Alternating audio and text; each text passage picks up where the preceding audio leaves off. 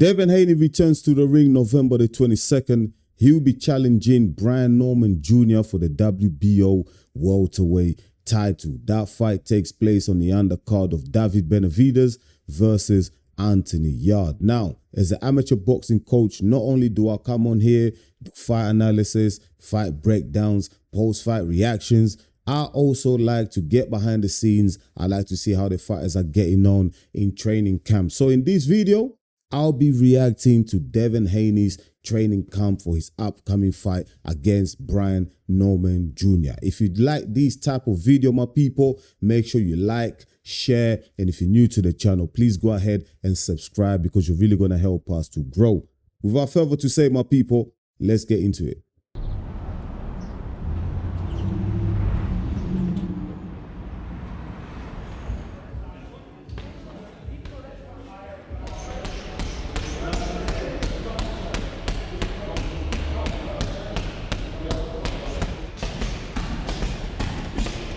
Some strength and conditioning. Beautiful. Up and forward. Up and forward.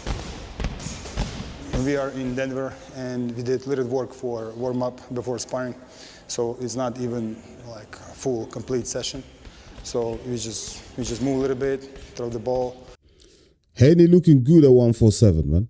He looking good, big, strong. I always thought that he was struggling when he was down at 130, 135, 140. I think 147 really suits Haney, man, because he was too big for them weight classes. Make arms and shoulders loose, so ready to go. Let's work.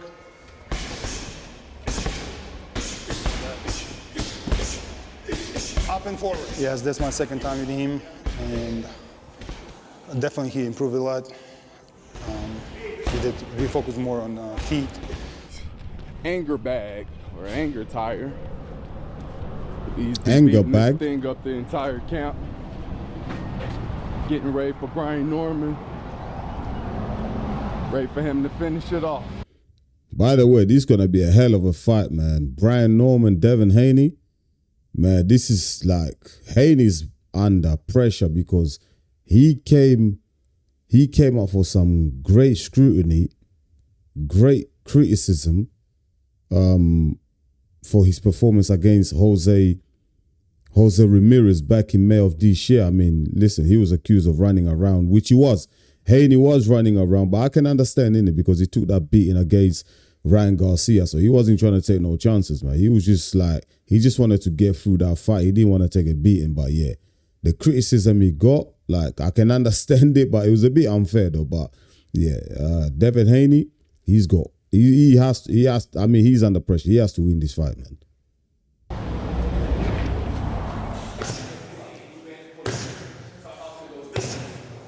Beautiful. 5 more. I've got been doing some morning strength and conditioning. Every morning, I do some type of strength, some type of conditioning. That's my first workout of the day, and you know, I feel great. Haney looking strong. I'm happy with the way that camp has been going so far. Keep breathing. Beautiful. I've been killing myself to make the smaller weight classes. I'm just a naturally bigger guy, and I feel so much better this camp. Last camp I feel great, but this camp I feel even better. I feel stronger. I feel like, you know, more of my natural self. And in training camp, it's been showing. You know, I've been the strongest I've ever been, putting up the best numbers that I have. See, that's exactly what I just said, didn't it? Haney himself just said that he feels good. He feels better at this weight because he was draining himself. He was killing himself to make, well, you know, 140, 135, like, you know, but now at 147, he feels really good. And he looks good. He looks strong. You can just see by the strength and conditioning exercises that he's doing. He looks good. He looks comfortable. So I'm looking forward to really see this performance from Haney when he takes on Brian Norman Jr. Ever before. So the results is showing in the gym, and you know, my mind is clear, and I'm ready.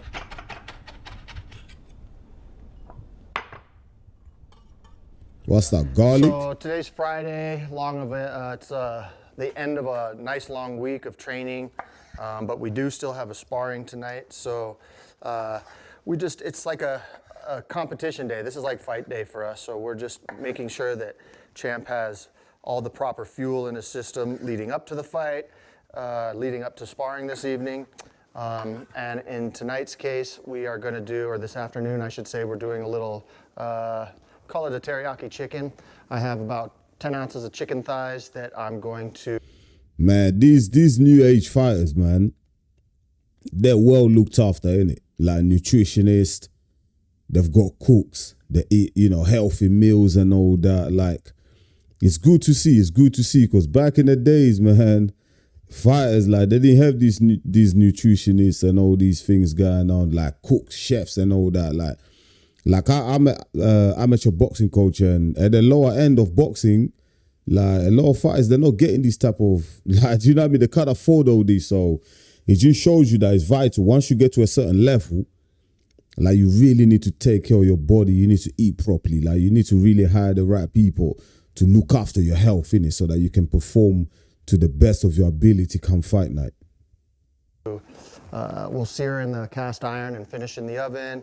I'll make some rice, make a special sauce with some kimchi and some soy sauce and some peppers. He likes it nice and spicy.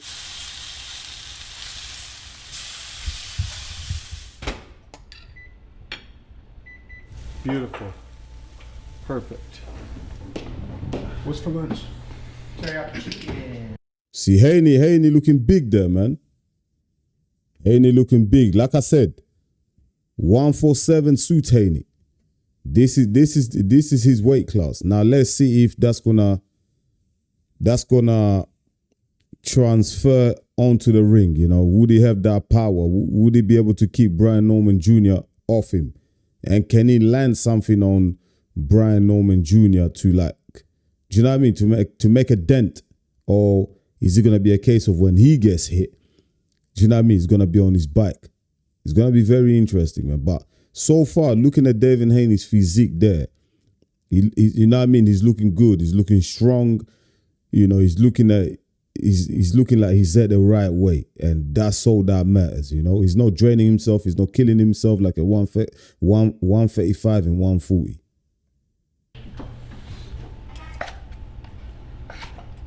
I love chicken.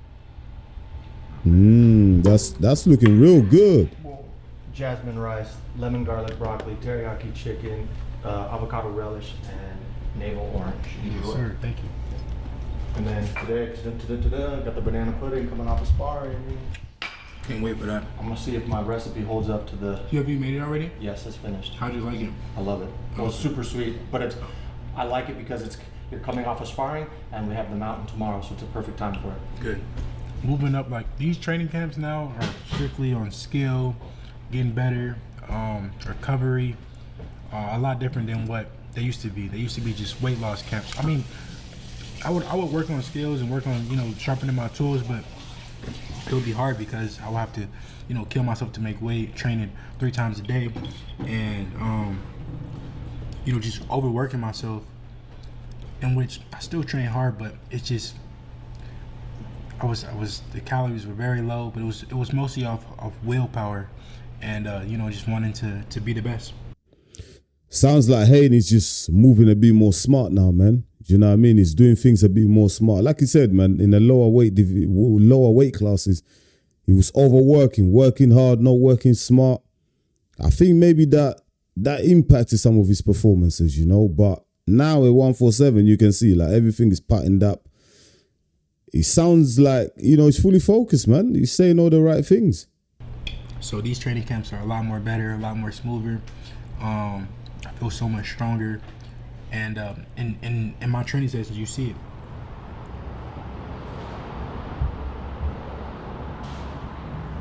Pound for Pound Promotions Gym.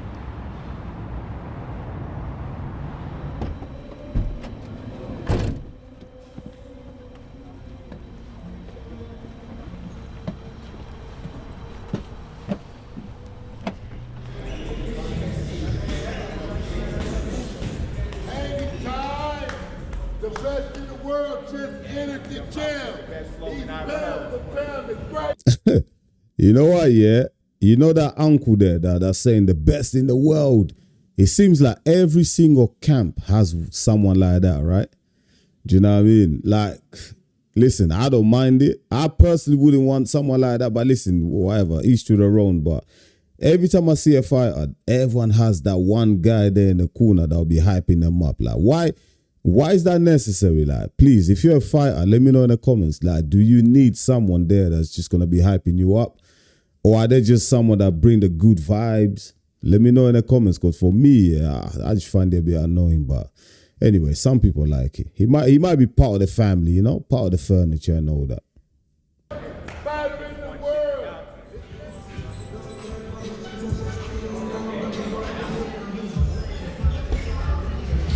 This is the part that I like, that I'm waiting for.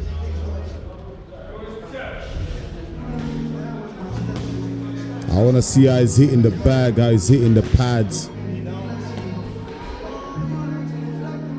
I tell this to the kids all the time. When you get in the gym, before you do anything, make sure you stretch. Get a good stretch, yeah? Make sure you warm up, yeah? That is so important, man. The amount of times I see kids come into the gym, they don't stretch, they don't warm up properly. Listen, it's vital to prevent injuries. Make sure you stretch and make sure you warm up properly before you do anything else. Training camp is actually really, really going well. I trained Devin for his first 3 pro fights. We're back together. So I'm a technical guru. I'm a southpaw. I boxed before. Technical guru. Okay, that's interesting.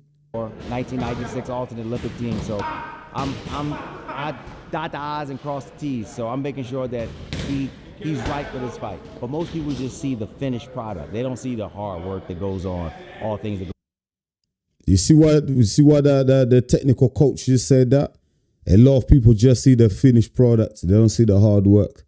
Me as an amateur boxing coach, like behind the scenes, I see so many fighters, man. Not just amateur boxers, but even like professional fighters who are obviously lower down the food chain, who are not making the millions. These guys are putting in crazy work, you know, and also working a 9 to 5 as well. So I definitely understand what the technical coach is saying there about people seeing the finished product, but they don't see the hard work that goes behind the scenes. Like, it's hard. Like, boxing is one of the toughest sports in the world, man. And it's, a lot of the time you're lonely. You're alone. Like, do you know what I mean? You have to face the demons by yourself.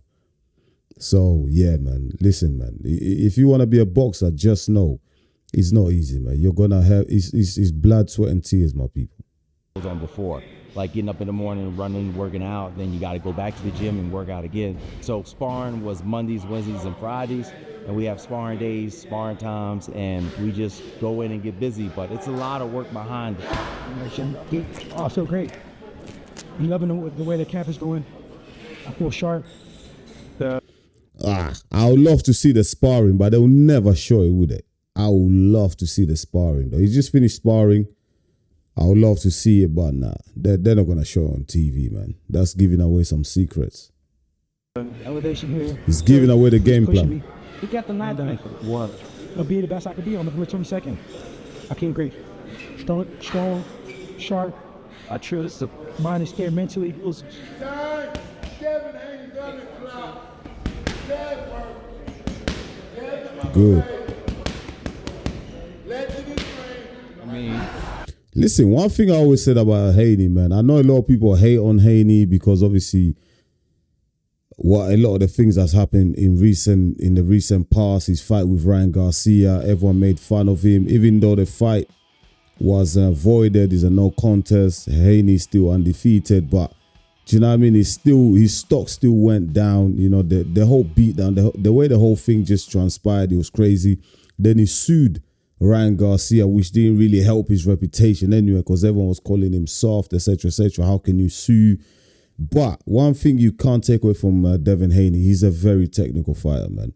He's very, very gifted, you know. And before the Ryan Garcia fight, people were talking about him being one of the best fighters of this era, you know. So it's a shame what happened. It's not really Devin Haney's fault, because he's not the one that got popped. Ryan was the one that got popped. So sometimes I do feel like Haney does get an unfair criticism at times, but his antics, him and his dad, they don't help themselves as well. So they have to take part of the blame as well, you know. But for me, like Devin Haney is just technically he's a very beautiful fighter to watch, you know. I just wish he had more power. It's scary almost that we got so much time left. November 22nd, I think a massive... Man, how many coaches you got? How many coaches you got, man? I saw the technical coach. This another coach. His dad is a coach. I can see another guy standing as a coach. Mate, listen, I don't know how the dynamics work. Like, do you need that many coaches? For me, it gets a bit confusing, mate. Just have one strength and conditioning coach, have your main coach. Do you know what I mean? That's it, man. How many coaches do you need, mate? But anyways, man, it seems to work for some fighters. But for me personally, as a coach, if I've got a fighter, I'm the coach. That's it. Do you know what I mean? You might have your strength conditioning coach, your nutritionist, but I'm the main coach, you know? I don't want 2, 3, 4 coaches, mate. It's unnecessary. I think it's the best fight of the card. It being a great card, I think that's the best matchup. 2 undefeated welterweights. Brian Norman, to me, is the best welterweight. He's got, when Haney's hitting the pads, he's reminiscing of Floyd Mayweather with Uncle Roger Mayweather when they were hitting the pads. And I know that Haney spent a bit of time at the Mayweather gym as well, so he took some tips from them. So we going straight to the welterweight division to get the best. He's strong, powerful. He's from America. This is our first time fighting by younger than us. He actually a little younger than us, so, you know, he's hungry. And we like that. We wanted the best. Brian Norman Jr., 24 years old. Devin Haney seems like he's been around forever, but he's only 26. Devin Haney's only 26, so he's got years to achieve greatness in boxing. That they had to offer, so I'm just glad he took the fight. You know, on November 22nd, I'm 1,000% sure Devin is going to come out victorious.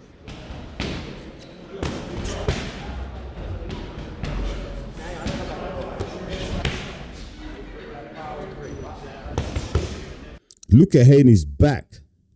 Look how wide his back is. I mean, listen, like I said, man, the welterweight division, 147, this is his weight. This is where Devin Haney belongs. I think he took his time to move up, but it's the right time. Look at his shoulder width. Do you know what I mean? The guy is absolutely looking like a beast, man. And I'm expecting a great performance from Devin Haney, man. You know, I'm gonna do my fight breakdown and predictions. That's gonna come in the next week. But Devin Haney, I'm expecting a much improved performance than the one he put up against Jose Ramirez early on this year.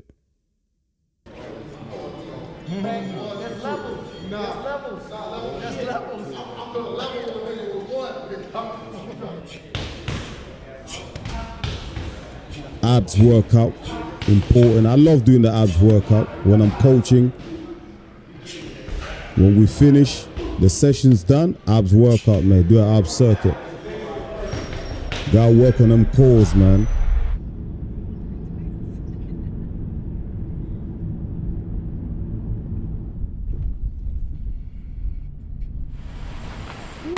How we feeling, man? Good, ready to get it in, baby. Where are we at? We're at the incline out here in Denver, Colorado. It's crazy. We come to do something that we had to do. Woo. And that's incline for the 147-pound division. Skills aren't the issue. And Devin Haney's dad's been beefing a few people, innit? in the last year or two. I see him beefing with Mayweather. I see him going back and forth with Bernard Hopkins. Man, he needs to calm down a little bit, man. Sometimes I feel like the father-son dynamic in boxing, like, cause someone's your dad, cause Devin Haney, so Bill Haney's, you know, the father, you know, listen, he's emotionally attached. That's his son. So anytime someone comes for Devin Haney as a father, it feels like he has to protect him. Sometimes, look, I feel that could be a negative, man. Like, it could get in the way of the fighter's performance and that, you know. So sometimes I just wish that Bill Haney can stay away from the drama because it does have an impact on his son. But at the same time, I don't blame him. Listen, this is his son, more emotional attachment. So it's not the same as just a normal trainer who's not your father training you. It's a bit different. But yeah, I just wish that he stays away from the drama so he can just allow his son to focus purely on the fighting. Strength and size won't be. He done things that you won't believe. We've ran up 2,800 stairs. We came to Denver, Colorado. We're doing strength training because we know we have the skills to pay the bills. 2,700 stairs up, all hard work, all dedication, but it's gonna make the fight easy. November 22nd. Let's do it. Haney got that weight vest on as well. Best in the world. Here we go.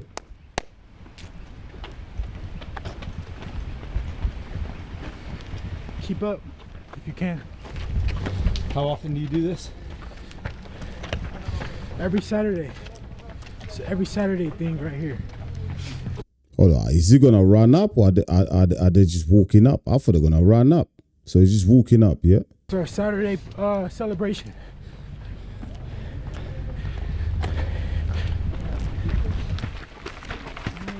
Incline entrance.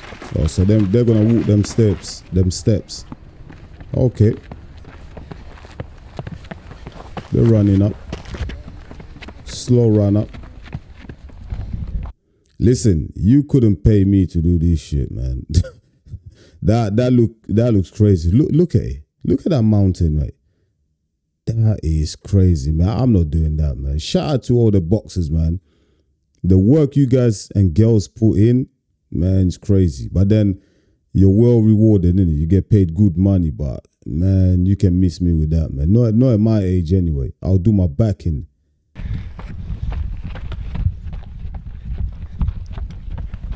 Anytime. DHP. Best in the world. Best in the world. Best fight in the world. 2,700 steps in 27 minutes. We ready to go. 2,700 steps? Plus the weighted vest. Let me get that one. Wait. Plus the vest. Brian Norman Jr., you in trouble. Senior, it's too late. If you're watching this, the work is over. You're behind the clock. Now it's time to go eat, recover. So what's the, how do you keep it together, man? Training twice a day, like? Yeah, I mean, this is a lifestyle. This is something I've been doing since I was a kid. You know, leaving no stones unturned, dotting my I's, crossing my T's, and you know, just preparing to be 100% on November 22nd. Brian Norman Sr., you done f***ed up. It's too late. It's too late. Listen, we picked you. The world done seen that awesome left hook that you put your son put Sasaki in the hospital. We know about it. I saw it. And I went out to talk to Team Sasaki. And I heard what they said. They said Brian Norman Jr. has the left hook from hell. And he said, guess what, when he came out Tacoma? He said Brian Norman Jr. can fight like hell, but he better not face Devin Haney. Hey, listen, Brian Norman Jr. is a tough kid too, man. He's a tough guy. You know, like Bill Haney just said, that left hook, man. That's devastation, man. Listen, I'm not too sure about these fights. Yeah, Devin Haney definitely has the skills. And like they say, skills pays the bill. But Norman Jr. ain't no joke, man. Listen, Devin Haney has to perform at a maximum. Like, you know what I mean? 110% all the way in. And some more. If he's going to get out of that ring alive, man, against Brian Norman Jr. Follow my journey. Follow my training camp for November 22nd. I will be more than ready and looking to, you know, win another title, my third division, and become champion again. Pick up where I left off. Devin Haney at 147, he's looking real strong because, like he said himself in the video, that in the past, making 135, 140, he was draining himself, he was killing himself. But at 147, he feels comfortable and he's coming for all that smoke. Listen, he's looking good, he's eating good, the training is going well. Now we just have to wait until the 22nd of November when he gets in the ring against the very dangerous, the world champion of the welterweight division, Brian Norman Jr. We're going to see what Devin Haney is going to bring. We are expecting a much improved and better performance from Devin Haney. Let me know your thoughts in the comments, my people. I'll really appreciate it. Thank you so much for watching EMGM Sports. It's me, your boy Enzo, the realest in the game. I'll be back real soon with another one. Until then, stay blessed, my people. Peace.